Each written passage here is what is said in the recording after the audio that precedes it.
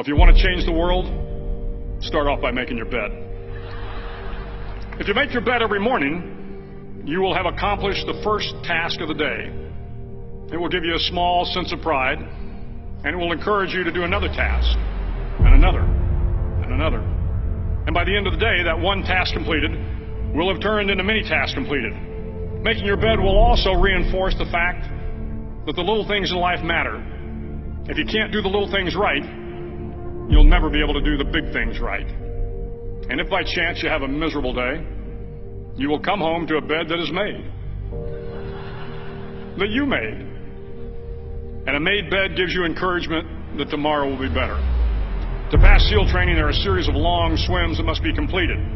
One is the night swim. Before the swim, the instructors joyfully brief the students on all the species of sharks that inhabit the waters off San Clemente.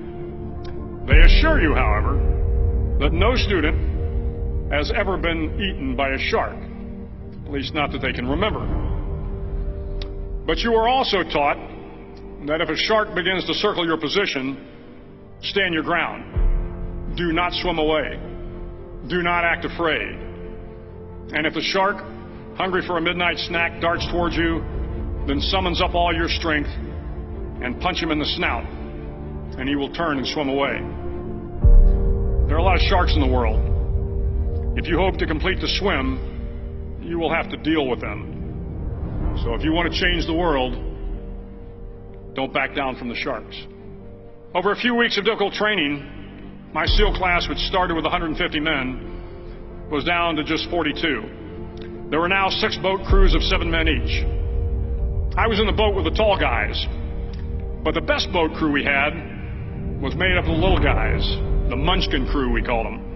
No one was over 5'5". The Munchkin boat crew had 1 American Indian, 1 African American, 1 Polish American, 1 Greek American, 1 Italian American, and 2 tough kids from the Midwest.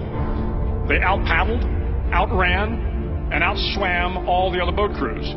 The big men in the other boat crews would always make good-natured fun of the tiny little flippers the Munchkins put on their tiny little feet prior to every swim. But somehow these little guys, from every corner of the nation and the world, always had the last laugh, swimming faster than everyone and reaching the shore long before the rest of us. SEAL training was a great equalizer. Nothing mattered but your will to succeed, not your color, not your ethnic background, not your education, not your social status.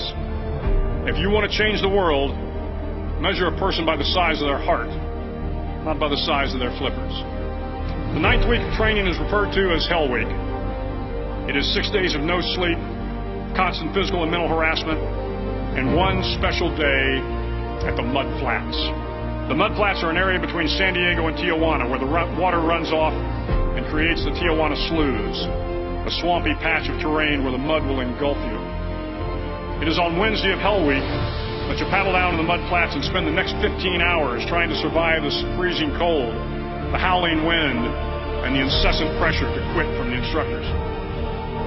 As the sun began to set that Wednesday evening, my training class, having committed some egregious infraction to rules, was ordered into the mud. The mud consumed each man till there was nothing visible but our heads. The instructors told us we could leave the mud if only 5 men would quit.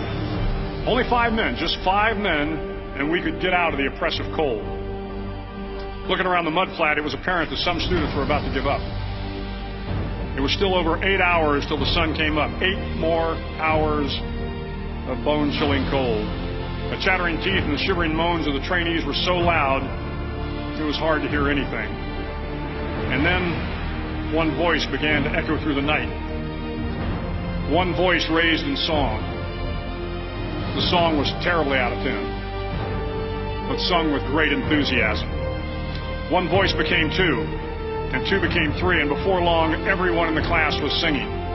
The instructors threatened us with more time in the mud if we kept up the singing, but the singing persisted, and somehow the mud seemed a little warmer, and the wind a little tamer, and the dawn not so far away.